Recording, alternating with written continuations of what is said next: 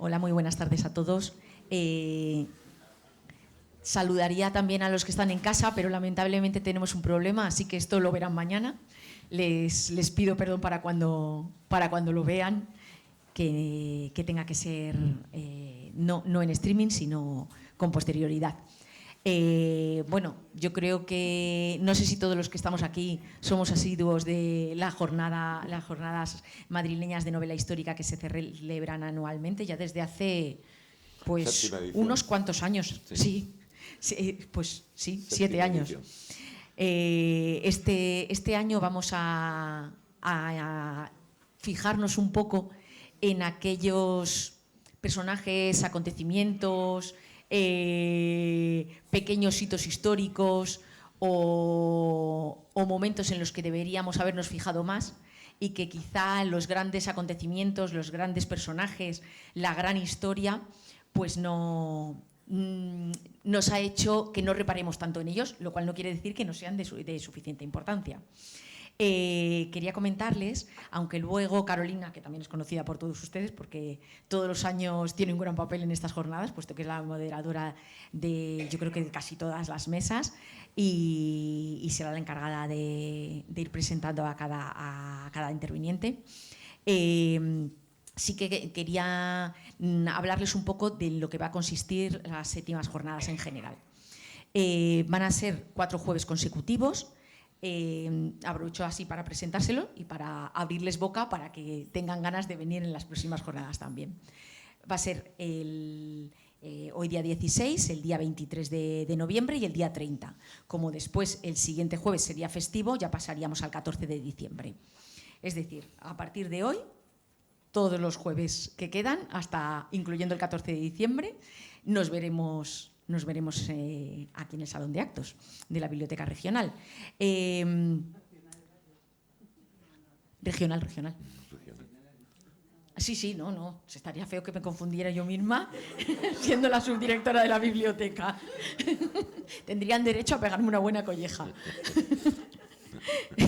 En este primer jueves vamos a contar con Eduardo, que le tenemos aquí sentado, Eduardo Valero, que también ha repetido otros años con nosotros, y este año nos propone un tema muy interesante, que son Ilustres Golfos de Madrid. Yo creo que así entre nosotros se va a quedar muy corto de tiempo, sí, pero seguro que va a ser muy interesante. Y a continuación, bueno, cada una de las jornadas va a consistir en 2 actividades, por decirlo de algún modo. Esta sería la primera de las actividades y después va a constar de una mesa redonda que va, como les dije, a moderar Carolina, con Olaya García y Elvira Menéndez.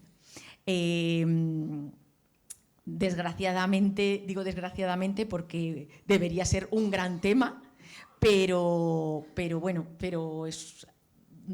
ha ido pasando desapercibido a lo largo de la historia el papel de las mujeres en el Nuevo Mundo.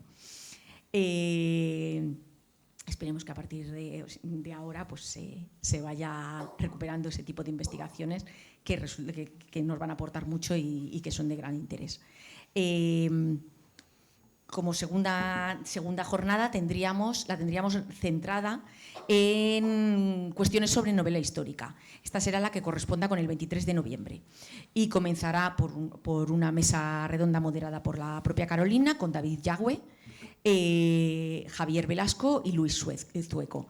Y Luis Zueco después conversará con David Yagüe y con Javier Velasco también sobre lo que supone la novela histórica. Es el autor del Tablero de la Reina y entonces pues nos va a hablar un poco a enmarcar un poco en la historia esta obra, ¿no? Después, como tercer día, vamos a tener el 30 de noviembre versado sobre el siglo XIX. Por un lado tendremos a Ana Nieto, que es autora de un libro sobre Luis Candelas, y después tendremos una conferencia sobre el espejo de Lardi, punto de encuentro del Madrid del siglo XIX. La verdad es que me parece muy interesante también ver la vida social y cómo la política también está tan imbricada en la vida social de los restaurantes madrileños. Y me parece que va a merecer muchísimo la pena. Y también, en el último lugar, tendremos el día 14 de diciembre, con grandes divulgadores, estará dedicado a grandes divulgadores de la historia, y Javier Santa Marta nos va a hablar de la Primera República, cuando llega a Madrid, y César Cervera en la relación íntima de los Reyes Católicos con Madrid. La verdad que podríamos seguir proponiendo infinidad de planes y de proyectos y de estudios, pero bueno, este año nos vamos a quedar con esto para así el año que viene seguir pensando sobre nuevos temas. Así que nada, muchísimas gracias a todos por haber venido y ya les dejo con Eduardo Valero.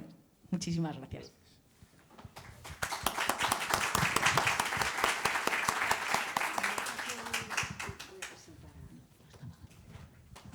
Buenas tardes a todos, muchísimas gracias por la asistencia.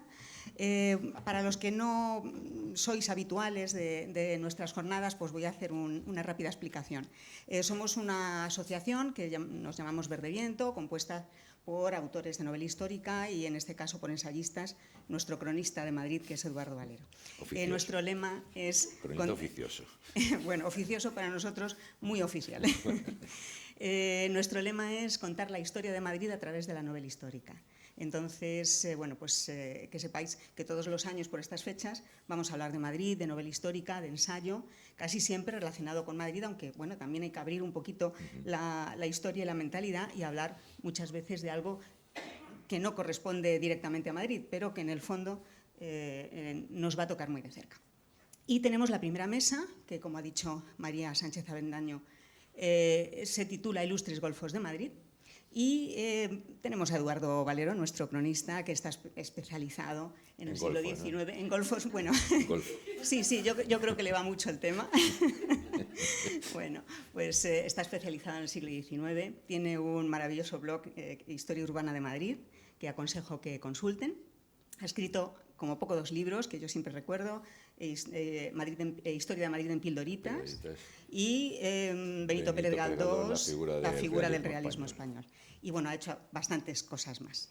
Pero bueno, aquí os dejo con Eduardo, con los Ilustres Golfos de Madrid, para que lo sepáis, siempre que terminemos las mesas, en este caso 2 por día, tenemos fuera un punto de librería donde podéis consultar los libros, podéis luego hablar con los autores, si queréis los podéis adquirir también, y en este caso, pues bueno, pues también podéis hablar con Eduardo cuando termine la mesa. Así que muchísimas gracias y comenzamos. Se ve bien. Buenas tardes, otra vez. Se ve bien. Las caritas se ven bien, ¿no? Inspiran confianza, ¿a que sí? Todos estos golfos. Bueno, este es un cuadro de José Gutiérrez Solana, que era escritor también y pintor. Dedica muchos cuadros a los golfos madrileños, muchas escenas matritenses en las que se incluyen golfos, mendigos. También dedica en sus libros algunas páginas a los golfos. Por lo tanto, es una figura de mucho interés, desde siempre casi. Voy a quitar esta imagen porque la verdad que cada vez da más repelús. Vamos a esta, que es un poco más amable, pero no menos peligrosa. Aquí tenemos un conjunto de todo. Ahí podemos encontrar un pobre mendigo, el lazarillo con el ciego. Los ciegos, bueno, pues se ganaban la vida cantando villancicos, ¿no? Ya desde entonces. Aquí podemos ver un par de contrabandistas, quizás, una arpía, en el fondo quizás la prostitución. Aquí algún mendigo de verdad o un tullido de verdad y otro de mentira. Todos gente de la mala vida y que vivían del cuento, en definitiva. Los más flojitos, los demás vivían del robo y del asesinato. Esto es la historia de todos ellos. Y en el centro hay uno, que veis que lleva un crucifijo, y era uno de los que formaban parte de esta extensa lista que se realizó ya en el siglo XVIII, de las características de cada golfo, a qué se dedicaban, cómo lo hacían y tal. No vamos a leer todo eso porque es una parrafada, pero sí estaba el que vivía del cuento en nombre de Dios. Y son esos. Iban con cantidad de cosas y a todo el mundo... Bueno, si se metían en casa ya era más complicado, ¿no? Pero vivían así todos del cuento. ¿Qué ocurre en aquellos tiempos? Nace la novela picaresca. Pone nombre y apellido a todos estos golfos, o gente que, bueno, vivía parte del cuento, vivían estafando, lo que fueran. Son conocidos, los conocéis de las novelas picarescas, El Rinconete Cortadillo, Lazarillo de Tormes, muchísimos más. Algunos inclusive era gente que tenía dinero, no habían nacido ya en la pobreza, sino que tenían dinero, pero su afán era el estafar, el vivir del cuento, el ir haciendo aventuras por la vida, y en estos libros no solamente se habla de ellos, sino de todo lo que les rodeaba, y entre ellos había muchísima golfería. ¿Qué ocurre? Que en esa época no le llamaban los golfos, eran los pícaros, eran los holgazanes y tal. Los golfos eran otra categoría de gente. Ramón Menéndez Pidal, en 1900, ratificaba unas palabras que luego veremos de Pío Baroja, que dice claramente que un golfo golfa, que hace unos 10 o 12 años se usaba en Madrid para denotar pilluelo o vagabundo, parece una resurrección de la voz golfín, desprovista de su sufijo diminutivo. Golfín, para la Real Academia Española. Delfín, influido por golfín, ladrón que va en cuadrillas, ¿no? Golfín, golfines. Y diréis, bueno, pero si eran todos unos truanes, unos tal, ¿por qué ponéis ahí, por qué pones a estos señores? Porque los golfines en realidad fueron aquellos bárbaros que ayudaron a los reyes de entonces a la reconquista. Y después se les encargó a ellos que las tierras reconquistadas las vigilaran. Lo que pasa es que lo entendieron mal y lo que hacían era saquear a todo el mundo. Entendieron malamente todo aquello. De hecho, y lo hablábamos ahora con Carolina hace un momento, quien haya estado en Cáceres conocerá el Palacio de los Golfines. Bueno, pues Golfín fue, el primero que vino aquí era Alfón Pérez Golfín, que en realidad era delfín, pero en aquellos tiempos a los delfines se le consideraban los bárbaros de la mar, por lo tanto Golfín, delfín, terminaron siendo la misma cosa. Aquel señor que era delfín y terminó siendo golfín aquí en España, porque dicen que podía venir de París, tuvo una descendencia muy amplia, era un bandolero, se dedicaba a robar, se dedicaba a enriquecerse de esos robos y al final hizo fortuna. Alfonso XI el Sabio fue el rey que intentó dominar a estos bárbaros y lo hizo a través de la creación de hermandades, se llamaba la vieja hermandad de Toledo, por ejemplo, y la hermandad de los colmeneros, que fueron los que intentaron parar un poco a estos señores.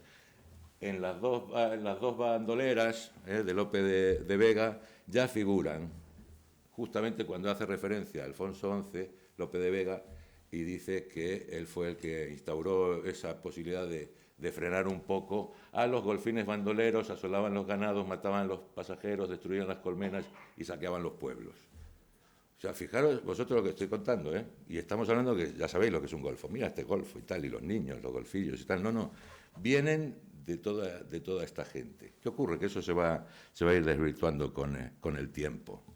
Porque en el siglo XIX nace la novela romántica y todos aquellos bandoleros que se conocían desde los tiempos de los golfines, que seguían saqueando, matando.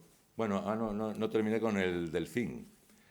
El Palacio de los Golfines de Cáceres era en su principio de un bárbaro, que como hizo mucha fortuna, la reina Isabel II lo tuvo, la reina Isabel la Católica lo tuvo de, pues una especie de no sé, consejero no, era otra cosa.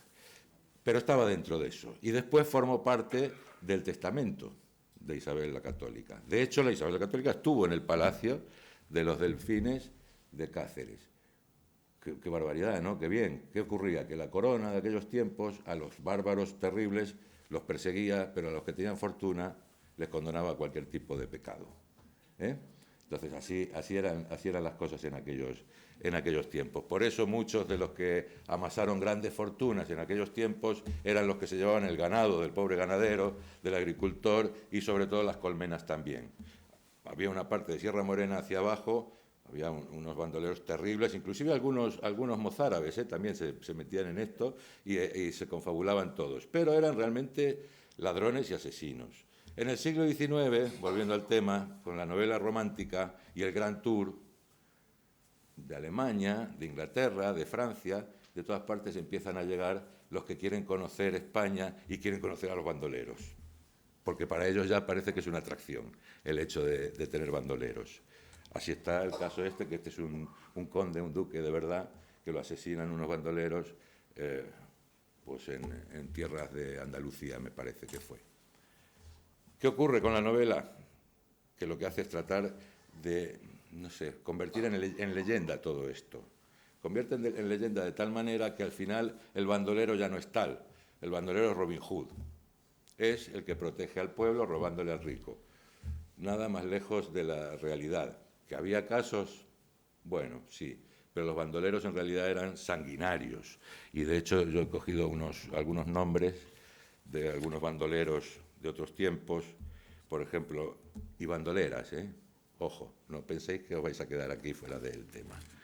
Bandoleras, por ejemplo, las cuadrillas de Salamanca que estaban representadas por las negras y las manolas, o sea que serían guapas las señoras. Juana la Valerosa, Sebastiana de Castillo, Margarita Cisneros, Pepa la Loba en La Coruña, esas eran las bandoleras. Bueno, de hecho ya hemos visto que Lope de Vega titula su novela Las dos bandoleras. Después teníamos, sí, señores conocidos también, el Tempranillo, la Cucaracha, ese era de Aragón, el Pernales, Pasos Largos, etcétera. Había cantidad, y con esos nombres algunos, el de la Cucaracha a mí no me inspira nada que sea un Robin Hood, no lo sé. Esto es lógicamente, sí, ya lo conocéis. Aquí tenemos, se hablará el día 30, Ana Nieto hablará de Luis Candelas. Fijaros qué fisonomía tan parecida, de un bandolero a otro. Luis Candelas, bueno, conocemos, ¿no?, historias de este bandolero madrileño. También conocemos la serie de Curro Jiménez, que no se llamaba Curro Jiménez, que era el hijo de Barquero de Cantillana. Así se le conocen las noticias políticas y de asesinatos y todo. El hijo del Barquero de Cantillana. Era completamente sanguinario. No penséis que era como el Curro Jiménez que hemos visto en la tele, porque para nada. Llegó a colgar al alcalde en un árbol. Hacía barbaridades. O sea, los bandoleros eran realmente gente bastante mala. ¿Quién representa mejor? Todas en la literatura han hablado de los barrios bajos de Madrid, de sus gentes y tal, pero quizás Pío Baroja, de quien hace nada celebrábamos el 150 aniversario de su nacimiento, plasmó muy bien la miseria, la mala vida, y nos dice, golfo, he aquí una palabra nueva, vuelve a repetir una palabra nueva, pintoresca, que se inventa y corre en tal. El golfo es un tipo nuevo que surge de nuestro agastado fondo social. Tanto Menéndez Pidal como él lo dicen. Y no sé si alguien estuvo aquí cuando yo di una conferencia sobre leyendas y hablé de las hijas de Gilimón de la Mota y el adjetivo malsonante Gili y tal. Bueno, eso se inventó en Madrid, en un palacio, en Las Vistillas. Fue el 7º marqués de Santiago el que expresó aquello de callen los pollos. Y ahí nació lo de pollo. El adjetivo pollo, para identificar a los que están en la edad del pavo, nació en el siglo XIX. Golfo se recupera en la década de los 80, es una resurrección, como decía el otro, Menéndez Pidal, se recupera en la década de los 80 del siglo XIX. Antes no se les llamaba golfos a los pillos, sinvergüenzas y todo esto. Digamos que es una, como lo vimos en la novela, ¿no? Se suaviza el bandolero, pues parece que se quiere suavizar ahora al bandolero a partir del golfo, del que anda por la calle, que es un sinvergüenza, un pillo y tal y cual. Por lo tanto, estamos con una palabra que también es muy reciente, es un adjetivo muy reciente, porque antes eran holgazanes, y algunos dicen que no, que el golfín viene de holgazán, pero eso viene de holganza, o sea, no casa. Y si lo dice Menéndez Pidal, pues yo no voy a rebatirle al hombre, ¿no?, lógicamente. ¿Qué dice la RAE? Golfo, pillo, sinvergüenza, holgazán, falto de honestidad.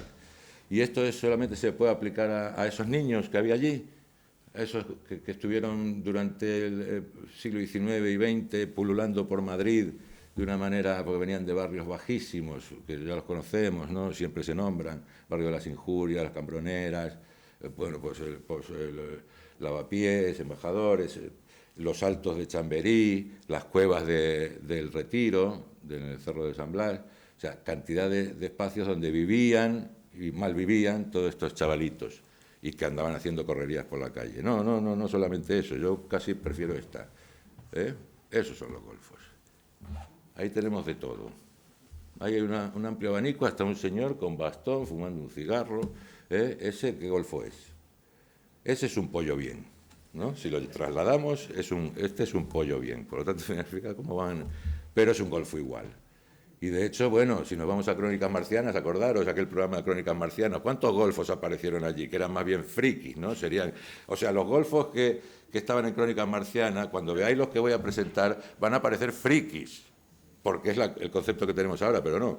Toda esa golfería que conocimos en esa época, ahí, y paramos de contar, pues eran golfos también. O sea, que no solamente el que no tenía dinero y que se moría de hambre era un pobre golfo. De hecho, bueno, los barrios de Madrid, cuando se llamaba la Costa Fleming y tal y cual, el barrio chino, prostitución, de todo.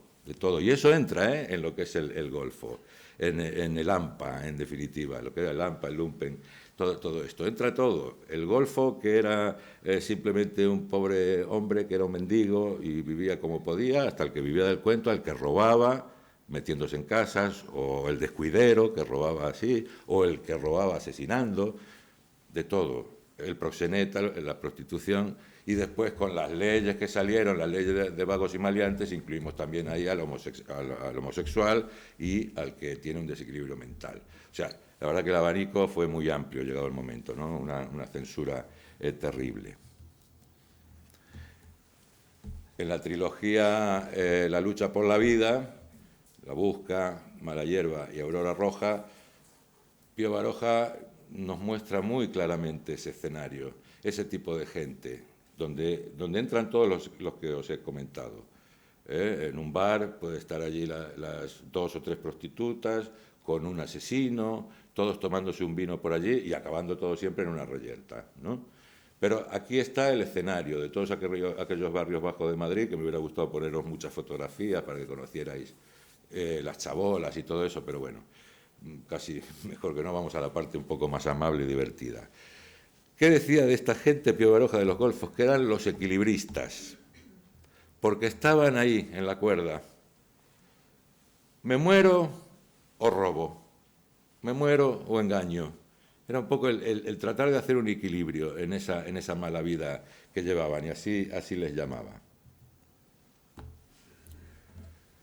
Una vez, ya con la novela romántica, que el bandolero está más demitificado, una vez que la pobreza, porque siempre somos tan solidarios, la pobreza que se ve en la calle, las tonterías que hacen los golfos por ahí, sirve mucho. ¿Sirve de qué? Para hacer sainetes. Los golfos los introducen. De hecho, alguna vez, alguno de los que vamos a ver, participó en algún sainete. La golfemia. ¿Qué es la golfemia? Si lo buscan en el diccionario no existe esa palabra. Simplemente era una parodia de la bohème.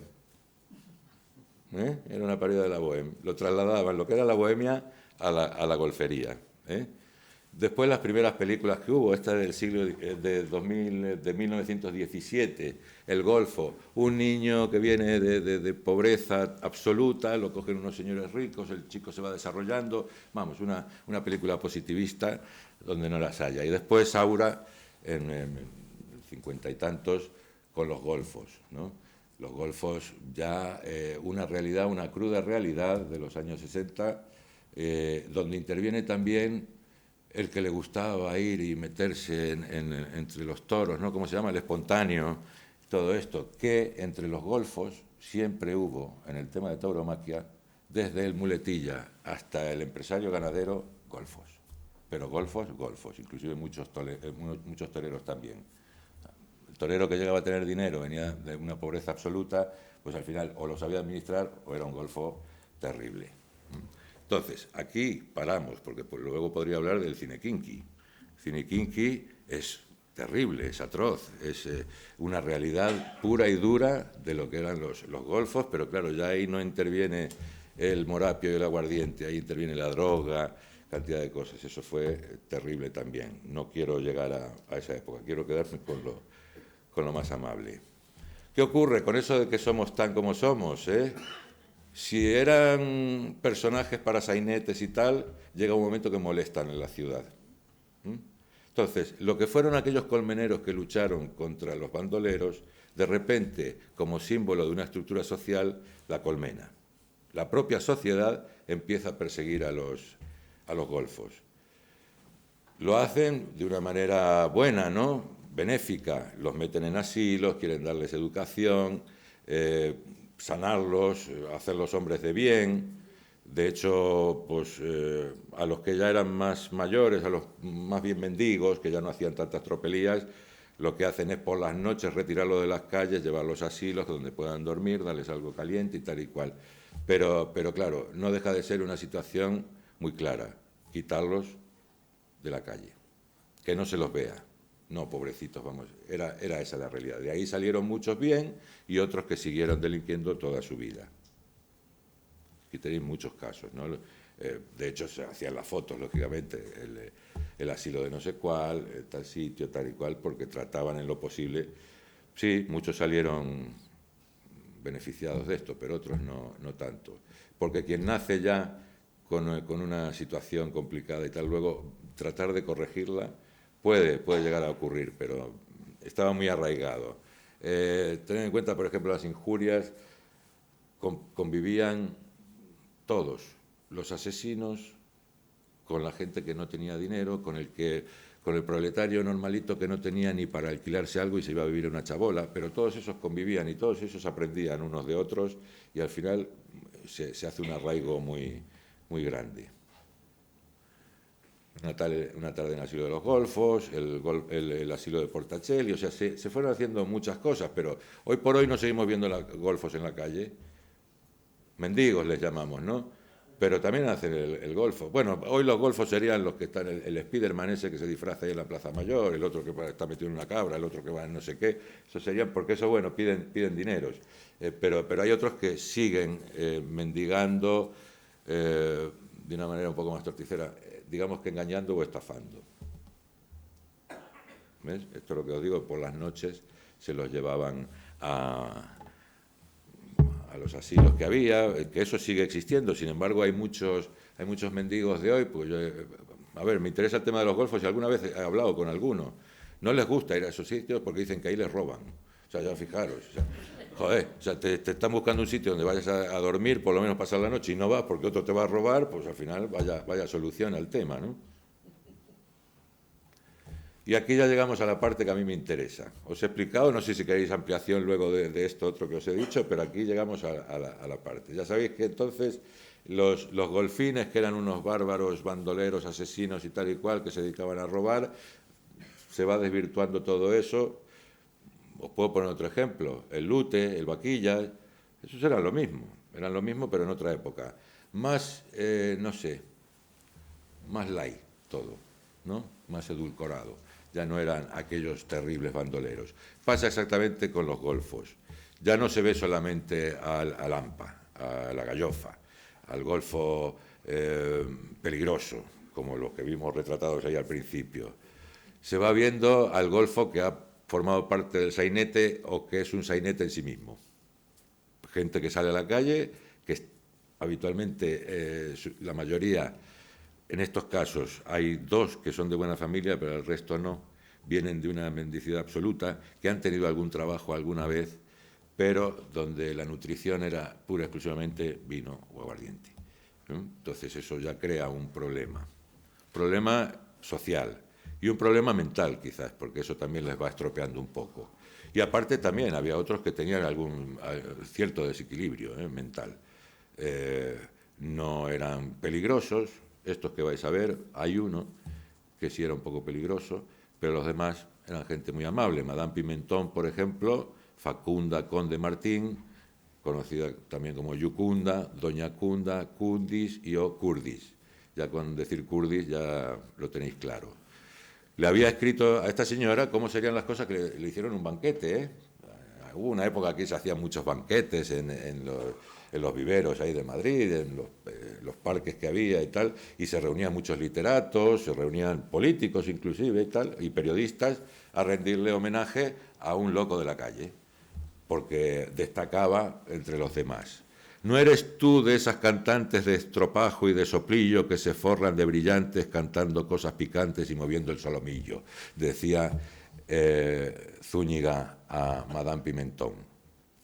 ¿Por qué? Porque esta señora, que la pobre sí estaba desequilibrada, era amable, era educada, y el único inconveniente que tenía es que para aclarar la voz le daba el aguardiente. De esa manera aclaraba la voz.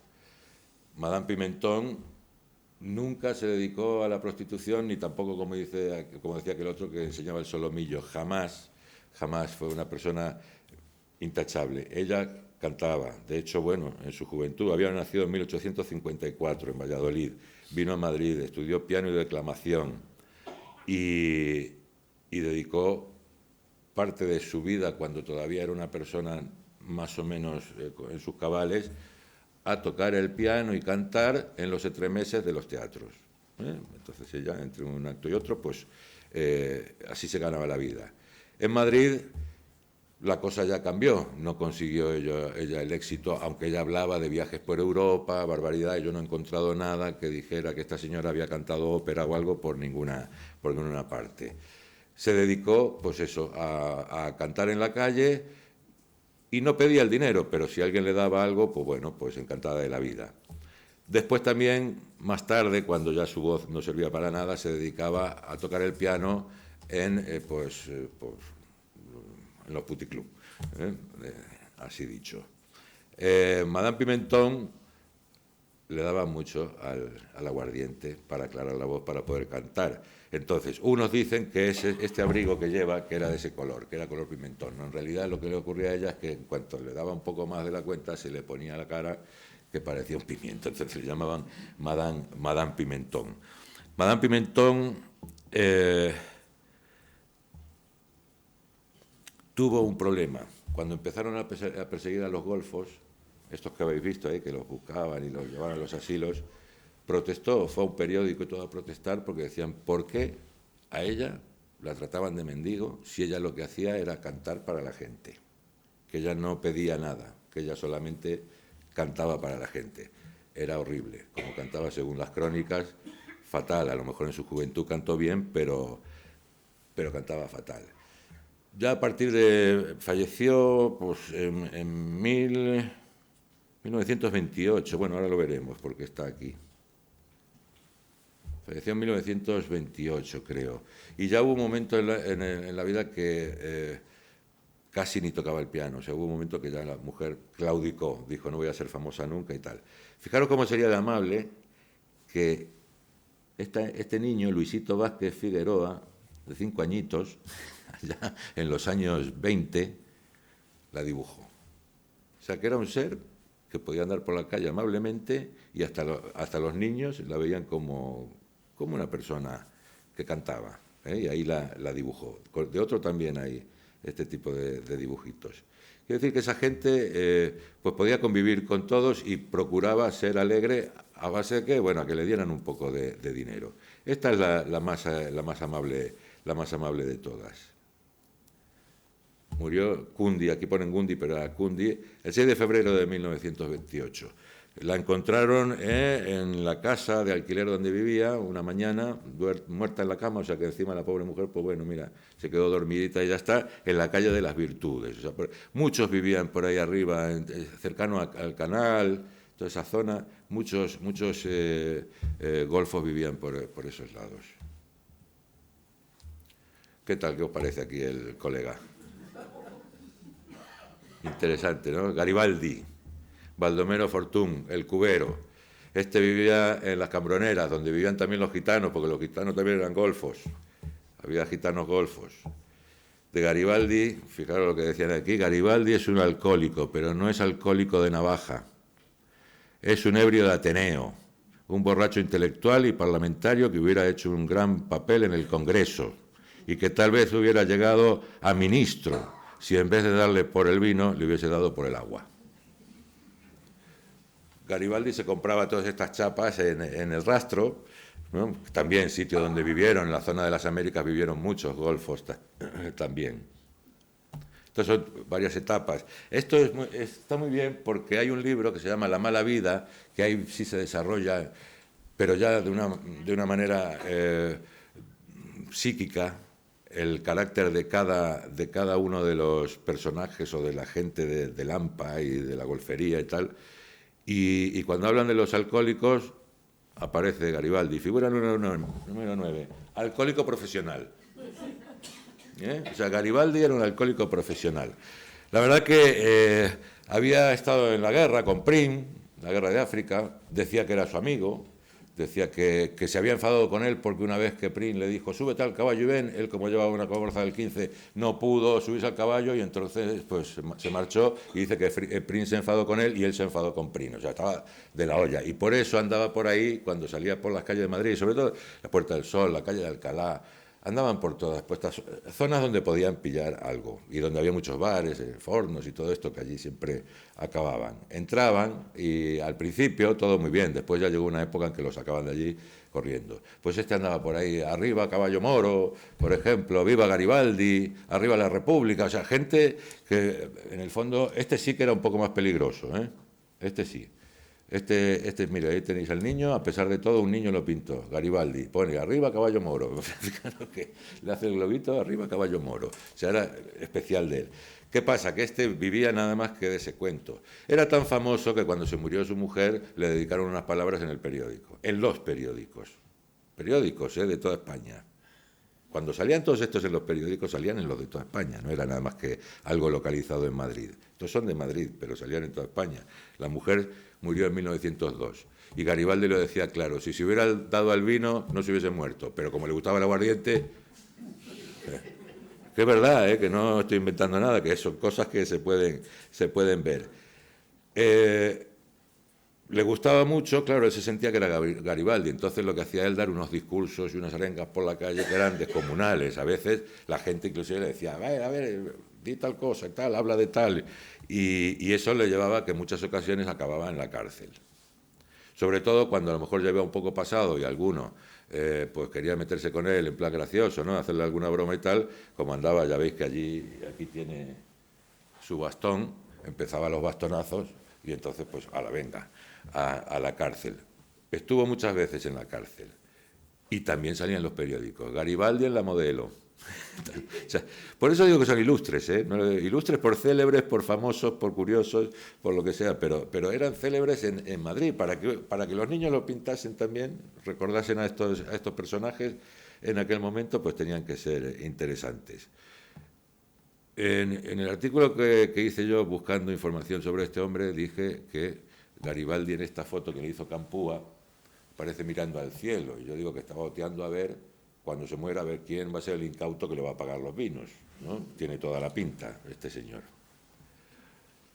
Un tipo madrileño, esto es cuando hablan ya de Garibaldi, el día que se muere, se murió el 24, la víspera del 24 de diciembre de 1919. Ponen que tenía unos 80 años de edad y que desgraciadamente sí vivió en las Cambroneras, pero después se ve que con el tiempo ya no tendría ni para pagar una pensión ni nada y apareció muerto en la calle y muerto de inanición. O sea que ya el pobre ¿Quién se acuerda de ellos ahora? Nosotros que estamos aquí en este momento rindiendo homenaje a aquellos golfos que fueron la diversión de los madrileños de entonces. Aunque ya digo, como dije antes, que había alguno peligroso, este era peligroso. Guapísimo. Cienigos, Juan García Sánchez. Pero este tiene tela, ¿eh? Este tiene tela. En Madrid viven dos vivos que parten los corazones. El limpiabotas Cienigos y el cojo de Romanones. ¿Quién lo escribió? Pues este señor, Cienigos. Se metía muchísimo con el conde de Romanones. ¿Era un golfo el conde de Romanones? Pues sí. Pues sí. Y su amigo también. O sea que, sin embargo, censuraban la pornografía. Por si no lo sabéis, al rey le gustaba la pornografía, ¿no? Claro. Y el Romanones se la conseguía. ¿Y quién censuraba la pornografía en los periódicos y desde el gobierno? El conde de Romanones. Anda. Tócate las narices. Cienigos era un espectáculo, porque era noble, no tenía maldad, no se daba tampoco mucho a la bebida, era incrédulo, lo veis, casi que se le nota, ¿no? Era noble, un noblote y tal. andaba mucho por el café suizo, el café de Levante, tenía un protector, que fue Jacinto Benavente, porque este señor se dedicó a escribir obras de teatro y las llevaba, ahí está con un periodista, pues él llevaba en su bolsa algún libreto y se lo enseñaba a los periodistas y tal, y la verdad que sí que tuvo suerte. La fama de él había comenzado trabajando para Chicote y Loreto, y lo que pasa es que a Chicote no le gustaba porque Loreto, no sé, tenía cierta simpatía por él y al final lo echaron del teatro por celos. Enrique Chicote lo echó del teatro. Pero él había empezado ahí, por lo tanto conocía más o menos el ambiente del teatro. Como ya eso no funcionó, había otra cosa que era mejor, que eso es propio de los golfos. Irse el día del gordo de la lotería a las verjas de la Casa de la Moneda, allí es donde está ahora los Jardines del Descubrimiento, quedarse ahí toda la noche guardando el puesto para que viniera después a la mañana calentito, después bien dormido, y entonces les pagaban por quedarse ahí en la fila. Eso lo hacían así, cantidad. Pero claro, él vio que al final que aquello no era gran cosa y entonces decidió tener una profesión. Y la profesión fue esta, fue el rey del betún, para algunos decían que era el rey del betún. Es interesante porque aparte de escribir muchas novelas, algunas estrenadas, teatro, perdón, no novelas, Los Golfos Desamparados, que se había inaugurado, esto es entre 1912 y 1920 más o menos, en el Circo Price, fijaros que salió hasta en las revistas, en Nuevo Mundo, en la revista Nuevo Mundo, cómo lo ovacionaron a este hombre en el Circo Price, por el limpiabotas ambulante. El Hombre Libre en el Coliseo de Lavapiés, estas otras también. El Cocido en el Alero no llegó a estrenarse, no se conoce, no se ha recuperado ninguno de los libretos de estas obras de Cienigos, por lo tanto quedaron completamente en el olvido. Pero además, cuando lo veían y le preguntaban qué tal Cienigos y tal y cual, soltaba siempre un refrán, que era lo que le gustaba también: no por mucho madrugar, no verás pobres en la calle. Digamos que estoy diciendo lo que decía él en su momento. A palabras tontas, aplausos en su mayoría. O sea, fijaros qué tío, ¿eh? Y esto, claro, siempre haciendo él, como no se llevaba muy bien con Romanones, dime cómo andas y te diré quién eres. A mal tiempo, y esto también tiene mucho que ver con lo del gordo de Navidad, a mal tiempo, turrón, peladillas y algún que otro panecillo. O sea, para él el mal tiempo era cuando llegaba el invierno. El resto del año era una maravilla. El popular Cienigos, como pone aquí, falleció el 12 de octubre de 1924. Conocido por periodistas, protegido por Jacinto Benavente. Su nombre llegó a figurar, igual que el de Garibaldi, alguna vez en el Congreso de los Diputados y en los periódicos como haciendo referencias políticas a lo que podía haber sido Garibaldi y en referencias literarias a lo que podía haber sido Cienigos. Pero el pobre Cienigos se marchó al cielo el 12 de octubre de 1924 de la mano de Anatole France, que murió exactamente el mismo día. Así que hubo un lío allí arriba en el cielo impresionante. El hombre del sombrero de paja. Este también era no muy peligroso, pero más o menos. Y lo digo porque se llamaba Nicanor de Riego Pérez. De Riego. Ya viene uno de los peligros. Después, llevaba ese sombrero que veis ahí, que decía estas cosas. Él decía que el Ministerio de Justicia, el gobierno entero, el ayuntamiento confabulaban contra él, porque él pintaba cuadros y los presentaba a exposiciones. Y algunos se los recibieron en sus principios, pero otros no. Había nacido en La Habana, era de buena familia, le dieron, digamos que educación, y de hecho estudió Bellas Artes, pero hubo un momento en que se le fue un poco la cabeza, se le fue bastante la cabeza. En 1902 se hace con este sombrero de paja, que lo va a utilizar como un símbolo de protesta, y no se lo quitará hasta 1915 o así, o 17. Como veis aquí abajo dice el primer bolchevique del reino, porque él siempre iba gritando por ahí, ¡viva la República! en unos tiempos más o menos, imaginaros, Alfonso XIII, primo de Rivera, o sea, no estaba como para uno andarse gritando por ahí viva la República. Y en el ámbito diplomático sí que se le decía el embajador del verano, porque llevaba esto puesto en invierno y en verano, pero claro, en invierno no pasaba nada, en verano era un símbolo, el sombrero de Riego. Como digo, ¿ves? Esto lo llevaba escrito, llegó un momento que esto ya estaba enganchado con chapas, cosido a la paja y tal y cual, porque ya no daba más, de hecho había cambiado de color y todo, pero no se lo quitó nunca de encima. Pintaba en el Museo del Prado haciendo copias o si no directamente en el Retiro. Se iba al Retiro y ya veis, un montón de gente, entre ellos golfillos, viendo cómo pintaba. Era un ser extraordinario porque allí donde iba dando soflamas. Cuando había una manifestación, allí que iba Riego, los alumnos de la Universidad de Medicina lo adoraban, lo seguían a todas partes. ¿Y qué hacían? Iban cantando el himno de Riego detrás de él. Por lo tanto, ¿qué ocurría? La policía al canto. Y de hecho hubo una manifestación muy grande en una ocasión aquí, y sobre temas que son de mucha actualidad, lo vieron a él con sus pollos pera detrás, que iban todos arengándole y venga tú, canta y di y tal y cual. Lo vieron que iban justo a la manifestación y lo detuvieron. No los dejéis entrar porque esto se desmadra, dijeron. O sea, ¿cómo sería el revolucionario señor del sombrero del paja? Era una reivindicación para él. El sombrero era, y fue para muchos en la ciudad, un símbolo. Él presentó este cuadro en una exposición que fue el único que le aceptaron. Como nada le venía bien, cuando no le aceptaban las cosas protestaba. Este se lo aceptaron, estuvo en la exposición, de hecho es el único que viene con el nombre aquí y se dice Riego, porque él no firmaba los cuadros como Riego, él dibujaba un sombrero, o sea, para él era el sombrero casi. Este es el único cuadro, pero claro, cuando acabó la exposición se lo devolvieron y entonces ya la protesta no era que no le cogían el cuadro, sino que le tendrían que haber pagado por ese cuadro porque en la exposición se beneficiaron todos al cobrar la entrada. O sea, era así de loco. Entonces andaba repartiendo cuartillas por ahí de todo tipo para protestar, siempre protestar contra el gobierno.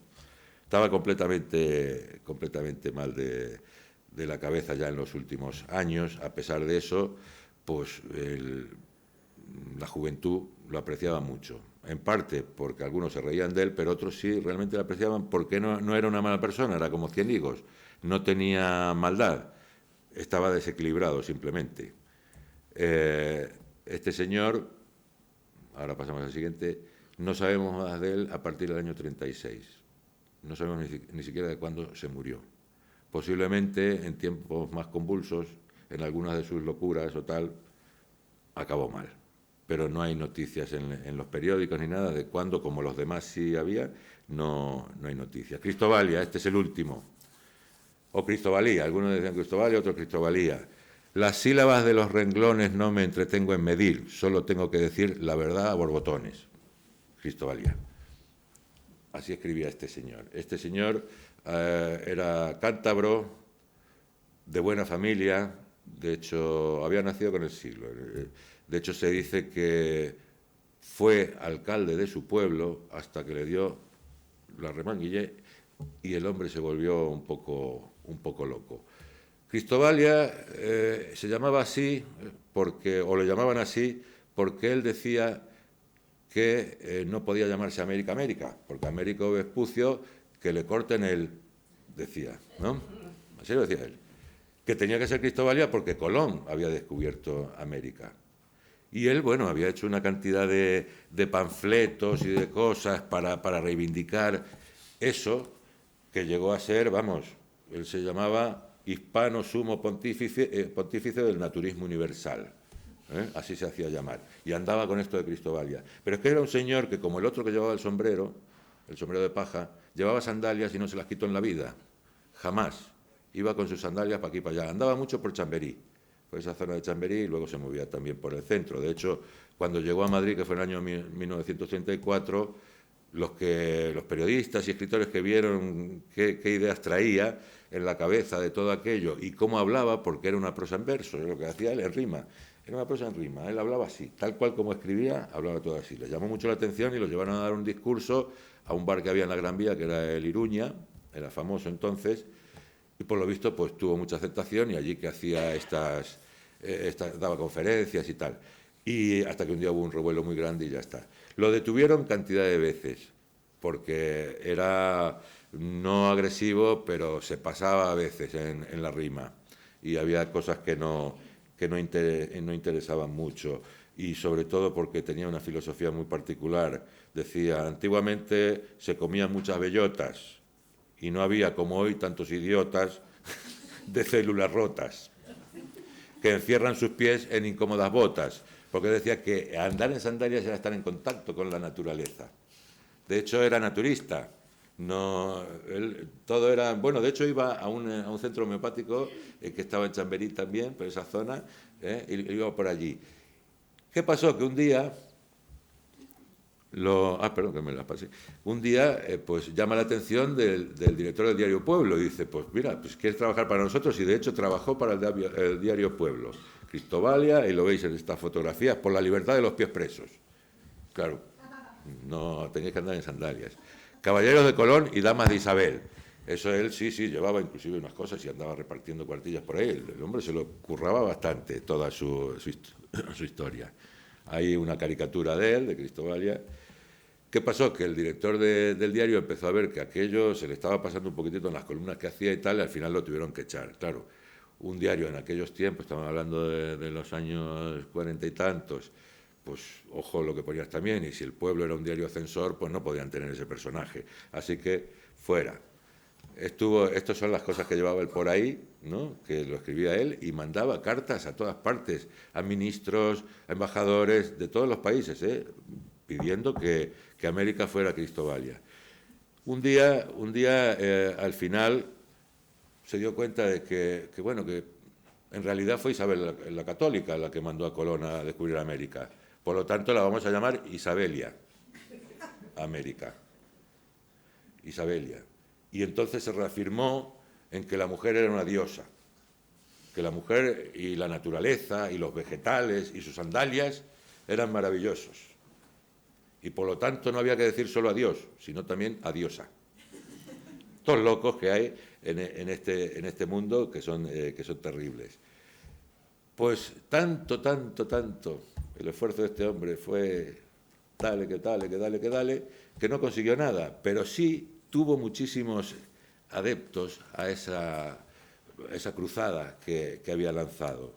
Entre ellos Jacinto Benavente, que parece que se apuntaba a todas, Ramón Gómez de la Serna, José Gutiérrez Solana, el que nos pintó esos bonitos retratos, y Greta Garbo, entre ellos, por ejemplo, por poner un ejemplo. O sea, fueron personajes realmente fantásticos, por su cultura en algunos casos, por su ingenio, por su nobleza, porque, bueno, dentro de la locura que pudieran tener y tal, entretenían al público. Garibaldi, un personaje del siglo XV, casi según lo vemos, con sus barbas y tal y cual. Solamente una vez perdió la melena, que fue cuando lo metieron en la cárcel y se tiró por lo menos allí un año.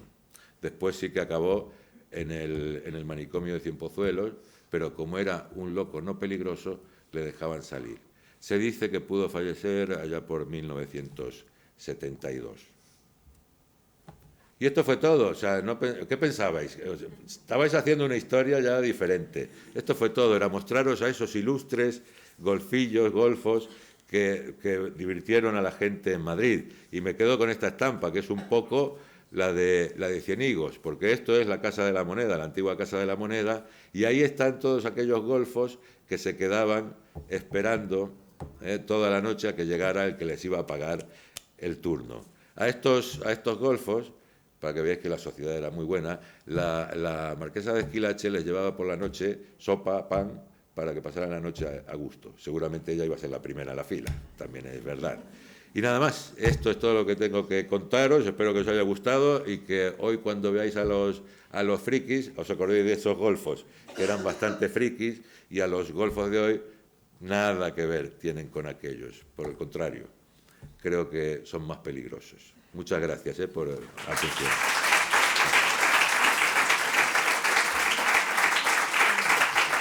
Gracias. Bueno. Bueno, si quieres, sí. ¿Queréis hacer alguna pregunta? Yo acabé clavado.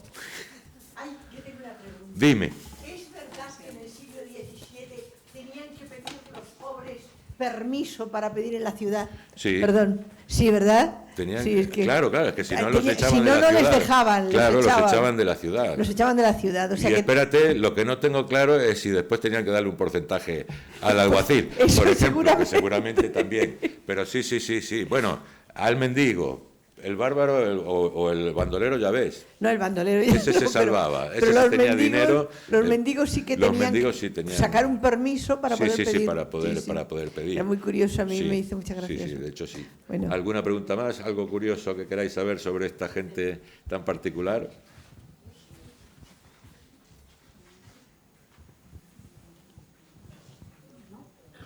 ¿No hay nadie más? Bueno, pues Si están vamos. asustados todavía de lo que vieron asustados. primero, Bueno, todavía están están asustadísimos. recapacitando, ¿no? A ver si conocen algún golfo.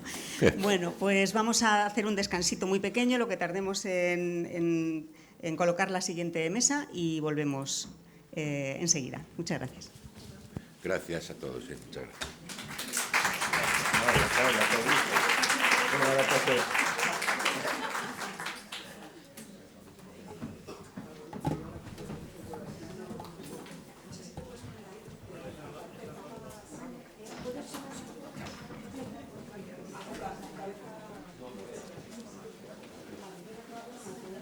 Bueno, he quitado ya eso. Lo que no he quitado esto, los borro o los...